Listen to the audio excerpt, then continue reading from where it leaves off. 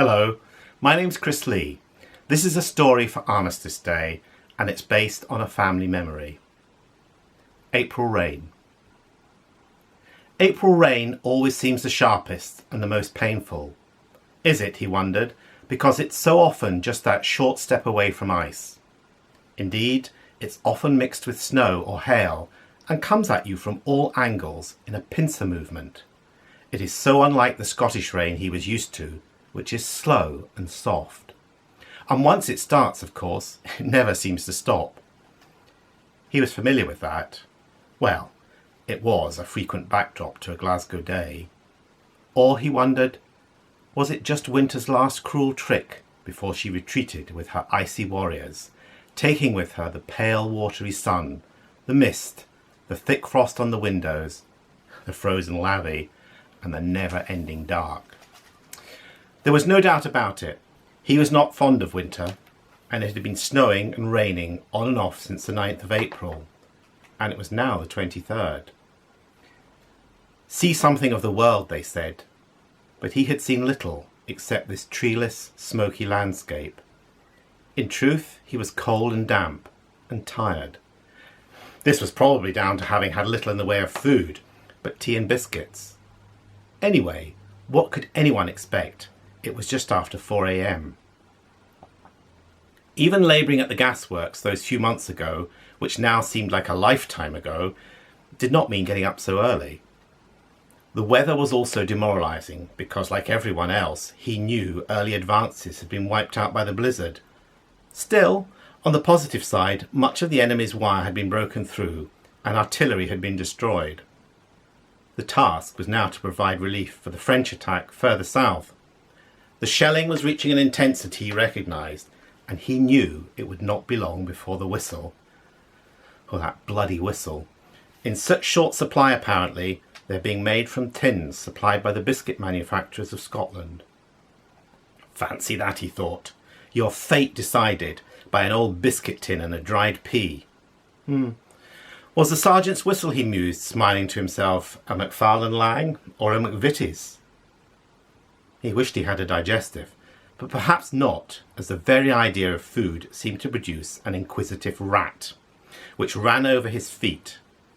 Many of the boys hated the rats more than the other side, but James was used to rats. They were part of the furniture in Florence Street, where he lived in the Gorbals.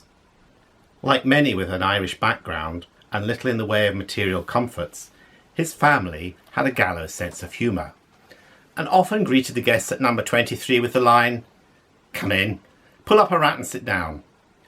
By the same token, when visiting aspirational neighbours, they would excitedly point to a bag of apples, or the occasional orange, saying, fancy that, fruit in the house and no one is sick. Sick or well, soup was the order of the day at home. James's mother Sarah often cooked for 10 on a single gas ring. She had little choice, since both his sisters came back with their children. Meg's husband had left her with 2 girls for another woman. Sarah had always wondered if a son-in-law in preserved meats was actually a good thing. Rachel had gone to America, where her husband was doing well as a motor mechanic, but the silly girl had come back with a boy and a girl on a liner across the Atlantic. Who in their right mind would do that with all those U-boats? Rachel was always a Thrawn girl, and now she was spending the money her husband had sent on expensive clothes for young Evelyn. Already she was known as the Princess of the Gorbals at school, where they paraded her from class to class to show off her finery. What a terrible thing to do to a child, thought James. What on earth would his brother-in-law think when he came home and found a wardrobe full of velvet clothes and an empty bank book?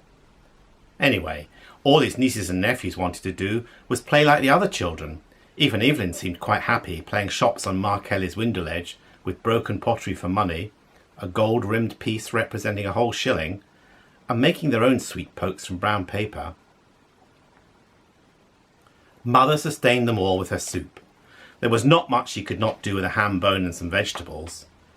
Pancakes were always possible too on a single gas ring, and potato scones were always a treat.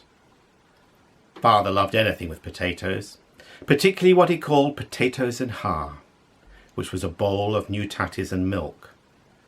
Steak pie was his favourite, and they might have had that more often if he could have avoided the temptation of the drink.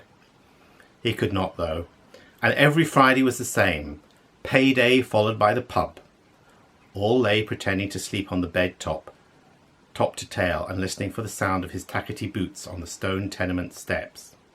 The door would open, and he would fall in, holding his head and clutching his peace offering of a bag of fruit, shouting, "The wages of sin is death, never, never again." Mother gave him dog's abuse and put him to bed.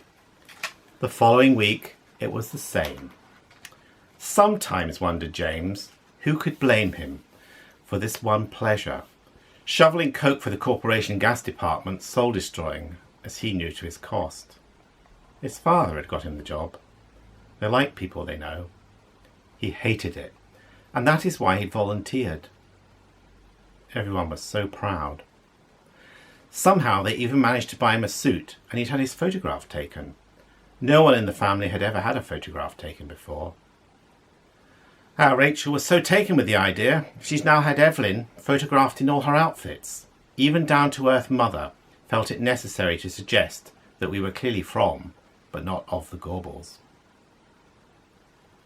At least mother had her church and her tea meetings as a refuge. She lives for those meetings. No wonder. 10 in 2 rooms and a lavatory shared with 3 other families. At the Renwick Church, named after one of the Covenanting martyrs, she polishes the pews and is a member of the Rechabites. Hardly surprising when you consider father's love of drink. Mother loves her Bible stories, and the story of poor crippled Joe, and other stories where intoxicating liquor has brought a family low. She collects pennies for foreign missions. He wonders what she's doing now. Probably dusting the house after a coal delivery. 100 weight of coal in the lobby makes a lot of dust. She might be sewing. She's good with a needle. Well, she has to be. She could still spin, as she did as a girl in Magrafelt, and father could weave. Not that their linen industry skills seemed to be needed in Glasgow.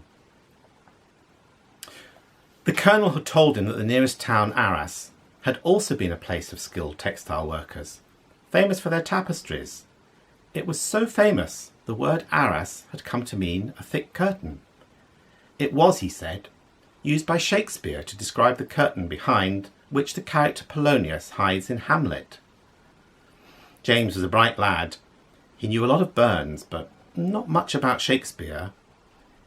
He'd like to have stayed at school, not looking forward to a life of shovelling coke like his father, even if it did keep the corporation's street lights and his mother's gas ring on.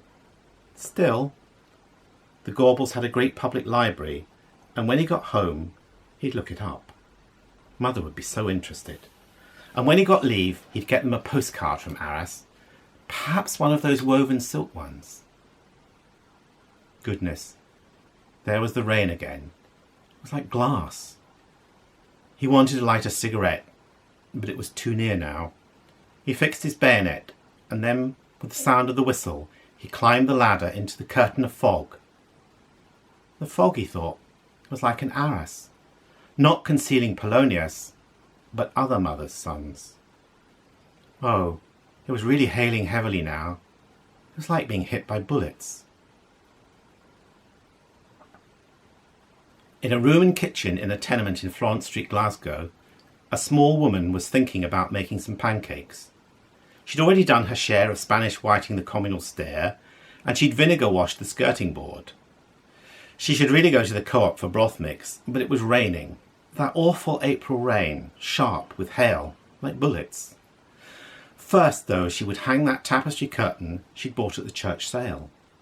It was only 6pence, and Tommy would never notice that she'd taken it from his pocket on Friday night.